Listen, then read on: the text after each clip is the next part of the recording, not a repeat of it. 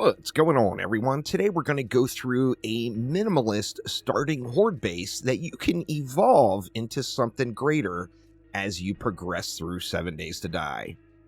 Now, before we even jump into the build, first thing we want to go over is how horde nights work. Now, everyone, myself included, likes to focus on what day we're on. Day 7, Day 14, Day 21. When it comes to horde nights, those days mean absolutely nothing. Horde nights are 100% based off of what game stage you are at in the game. Now, there is several milestone game stages. I did do a full video going through the enemies, but what game stage you have determines what zombies are going to come on Horde Night, not the day you're on. So this means if you're, depending on what biome you're in, you could have a higher game stage. So for example, this character is level 12 at game stage 19, and if we take that same character and move them over to the burnt forest, we're going to see that we're still at level 12, but now we're at game stage 38. The desert is going to be the same as the burnt forest, but if we move on over to the snow biome, same character, level 12, now we're at game stage 57. And then finally, if we move on over to the Wastelands, once again, same character, level 12, but now we're at game stage 76. In addition to that, if you're playing with friends, your game stage will be increased as the game is going to calculate game stage depending on how many players are in the group as well. So it's always very, very important to build your Horde Night base based off of your game stage and not what day you're on. Now, I am going to assume for this video that you are, once again, playing solo, maybe a brand new player, and you are here in the forest. So it's day 6. It is time to start building a horde base. Let's get things started on it. Now, for this run, we are going to do 1,500 wood. So we've got 1,500 wood to work with. Let's see what we can do with 1,500 wood. To start off, we are going to need some building blocks. Let's build, say, 200 building blocks there. And then we want to start building up our base. So the first thing we're going to do is pick a nice clear spot.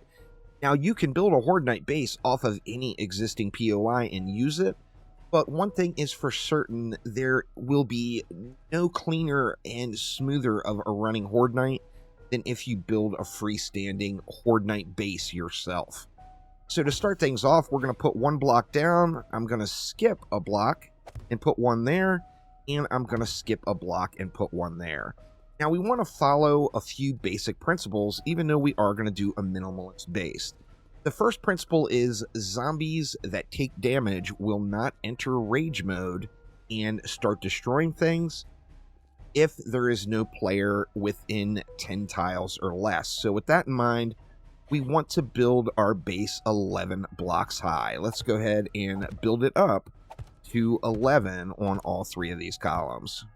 And once we get that to 11, we put the middle column just as our ladder. So we're going to go ahead and nerd pull back down safely. And now we've got 2 11 high blocks spaced slightly apart. Now, one thing I did forget to mention, people were asking for the full Horde Night in the last starter base video I did. So with that in mind, we are going to do the full Horde Night on this one. I will put chapters and timestamps below. That way you all can skip through various portions of the video. And then addition to that, to make it run a little bit faster, we are playing on Warrior mode, but I did limit the days to 30 minutes. So it will be a slightly shorter Horde Night. However, you can skip through any of it whenever you want. Now we want to go ahead and create ourselves an access point. We're going to do this with scaffolding ladders. So if we go ahead and switch over to the scaffolding ladder, we want to give a 2-tile gap. This makes it so that we can jump up to the ladder, but zombies cannot jump up to it and won't actually even recognize it as a viable path up. Once we get up top here, we can start building our structure. So let's go back to regular box. And let's put it all together, and we're just going to do something that's, say, 3 wide here. So, just going to go 1 block off on each corner of it. So we just want to be 3 wide overall on this structure. Now, once we get that done, we're going to create a little opening. We're going to go, let's see. How high do we want to go? Let's go 4 blocks here on an opening. And then we'll fill in the gap with something like that. It actually could have been 1 block high, but we will leave that alone. Now, in addition, we want to create a hatch, just a regular old wood hatch. That's going to come out of our 1500 wood as well. We want the arrow facing towards us, so that means when we place the hatch, it's going to open flush with the exterior of this particular structure. Now, this is it. This is our horde base, but we do need to give zombies a path up. If we don't give zombies a path up, then they're just still going to go into rage mode and start destroying everything. So I'm going to come out, let's see, let's go 5 blocks out. Something like that. And we're going to create that same 11 block high structure. Now, if you're concerned about the 11 blocks, just go 12. I mean, make it easier on yourself. You know, if there's any doubt, just use 12. Now, we're going to go ahead and switch to another. You can actually use any of the various blocks that offer like a smaller walking surface. I like to use the pillar 0.05 middle, 0.05 meter middle. We're going to want to switch this to advanced rotation and place it up top like that. So now we've got our zombie entrance. Once again, we were using this just as a way down, but we need to give the zombies a way up to that particular instance. Once again, scaffolding ladders are the way, and for this one, this is for the zombies, so you want the ladders to be in all the way at the bottom. Now, once we got that complete, we can do one more little thing. Actually, I made way too many blocks here, but if we go to a ramp, we switch it back to advanced rotation and put it so that it's a top wedge like that. We can go ahead and pretty much remove any possibility that zombies would have of getting up and over by stacking on top of each other. So our horde base is complete. Now, obviously, we're going to want to upgrade this thing. We do have some wood left over. But this is it. This is the start of our horde base. So let's get this bad boy upgraded and jump forward to Horde Night. Now, Horde Night is here. We've got our base fully upgraded. And now we are going to let's just run through the loadout that I have up here. It looks like I missed a few blocks up at the very top. We can go ahead and get those fully upgraded. And I don't think those ones are very important, but let's get everything upgraded just for the sake of upgrading it. Now, out of that 1,500 wood we've got 117 building cubes left and 400 wood left. So we didn't need anywhere near this much wood. I could have just built 100 building cubes. I'd still have some left over. And I probably could have went with 1,000 wood overall, maybe even 900 or 800 wood overall. So we do have quite a few leftovers here. Now, as far as gear, I am using a stone spear. I've got an ergonomic grip and a serrated blade mod. I've got a tier 1 pipe machine gun with about 75 rounds of ammo. And then for my armor, I'm just in a fully unmodded set of primitive armor. So all primitive across the way, just to have some sort of armor going. And here we go. It is almost 10 o'clock. Horde Night is upon us. Now, we are going to want to have a little bit of wood for repairs. Remember, we've got plenty of room to back up. Now, with that in mind, a spear has a 3-tile range. Zombies, however, are only going to have a 2-tile melee range, which means you can stay back a little bit, and you're going to be out of range of zombies if you're using a spear. For any other melee weapon, if you get up in here, you're just going to want to kind of pull your Mike Tyson and bob and weave to make sure the zombies aren't getting all over you. So here we go. They are coming in. They're going to run over to me, and then they are coming up and across our lovely little ladder setup. We've got area for them to fall down. However, we are also going to, we're 10 blocks plus high. We're 11 blocks up, which means the zombies that fall off below are not going to go into rage mode and start destroying things. They're just going to come back through and conveniently rerun through the loop. Let's get our little stamina going here a little bit.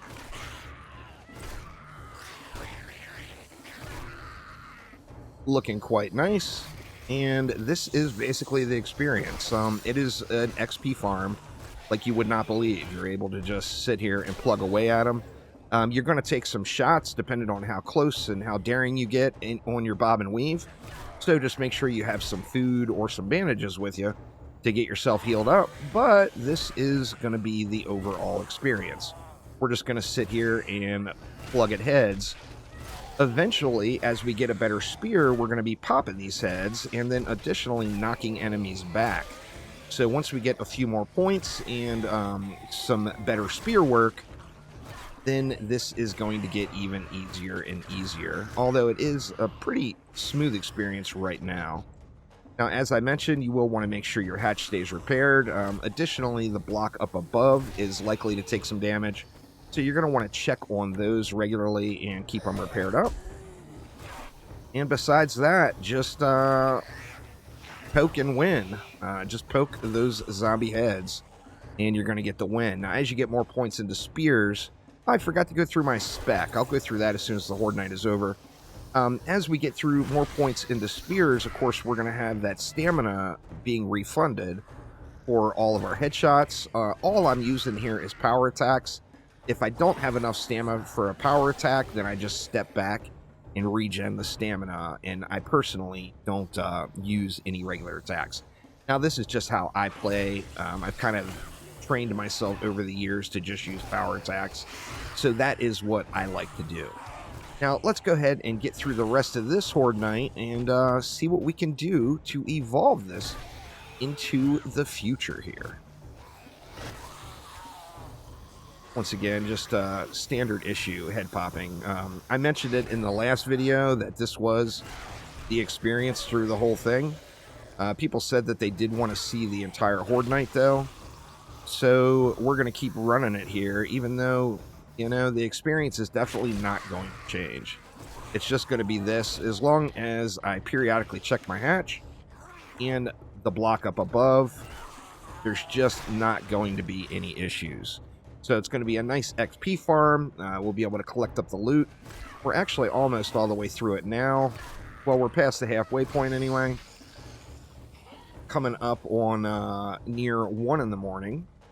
Now, I do have it set at 64 zombies, but of course, that is a setting that is also governed by the game stage. So there's an internal setting for that.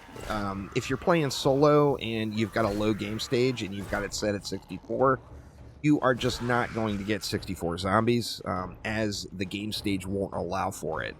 I think at this low game stage, the zombie count is probably going to be somewhere around 8 alive at one time, where the 64 that you would set in the settings designates how many would be alive at once. Now, the only place we should have taken some damage is over on the ladders. The zombies will bunch up against each other as they're climbing the ladders, and then, of course, they'll start taking some random swings, and there will be a little bit of damage in over there. As you progress forward, you can always build in some redundancy to that, which we'll show here after the Horde Night, and kind of remedy that situation. Just keep popping the biscuits. Yeah, it looks like they got jumbled up on each other and one fell off on the ladders. They'll knock themselves off of the ladder even. You don't even have to be the one doing it. A lot of times they'll just knock each other off. Additionally, you can take that same ramp block that we used up above and place one sideways on the rail itself directly outside the hatch. And that will actually push zombies over to the side as they're running to try to get into you at the hatch. So that will help knock them off as well, and will just naturally beat them off over to the sides. Let's just keep smacking those heads here. We got, what, about 2 more hours left. We got our loot pinatas just going here, and more importantly, we got some incredible XP. Now, I personally really love the base defense element of 7 Days to Die, so I am always super stoked to get a Horde Night. But additionally, it is an incredible XP farm, and then once you get your loot stage higher, it can be pretty decent loot as well. It's never going to be any crazy loot. I guess it's got the potential to be, but normally won't be. But even with a higher game stage and higher loot stage, you're going to get pretty decent stuff from the bags that drop. At this early loot stage, we'll no doubt get some usable materials, even though I don't anticipate any of those bags to have anything ridiculously good in them. So we got about 90 minutes of Horde Night left. Let's just continue to slap away, and then of course we're going to have to take the time out to clear anything that's left. Another benefit you got is, I mean, their heads are right there inside of the little frame for you. So it makes it pretty easy, even with someone who does not have expert aim, to score these headshots. You've just got a limited area to attack from. And it just makes life pretty darn easy. So 3 o'clock now, we got one more hour. It'll probably take us another hour afterwards to clear the leftovers that are still around. But let's see, here they come. We got a little pause in between right now. That's, of course, a great time to get any repairs done or get yourself healed up.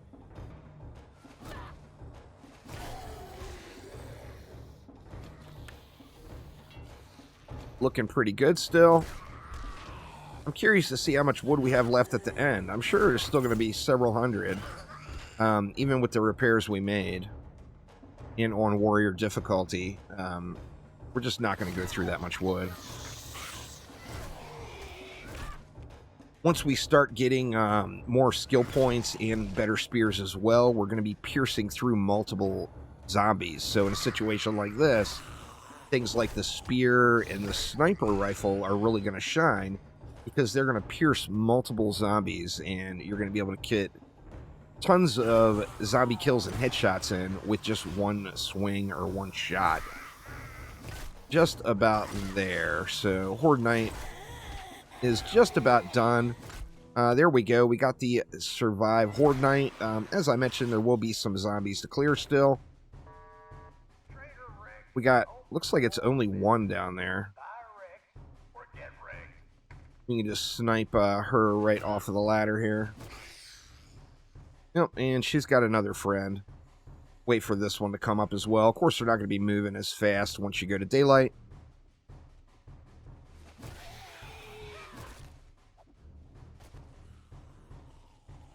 I was so lucky I was very close to that ladder, or that would have been a broken leg for sure.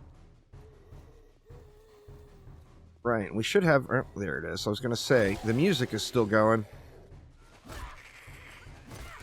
I'm assuming we still have more. And it looks like that is it. So then we can grab our loot and profit as Horde Night successfully completed. Now, I mentioned I was going to go through and show the specs since I forgot to. I am full into spears, so I was going with 3 points into Spearmaster, which means I had to get my perception up to 5. I got 1 point into the Penetrator, which is going to help find weak points in any zombie armor. In the Fortitude category, I did put 1 point into Machine Gun, even though I never used my Machine Gun. We got 1 point into Cardio. In Agility, we've got 1 point into Parkour. And then in Intellect, we got 3 points into Intellect, 1 point into Physician. That way we can splints and cast Cure Sprains instantly. And I went on and put 1 point into Daring Adventurer, because it's what I normally do. Now, taking a look at the damage done. We actually had damage done to... Oops. How did I get Cobble? Oh, I got Cobble off of one of the zombies. We didn't have any damage done there. That was actually an upgrade. Let's check our ladder, though. I'm sure the ladder took a little damage. Yeah, I see a little bit there. Nothing really tremendous throughout. This is just where the zombies stacked up against each other and then started slapping. That was a big shot there.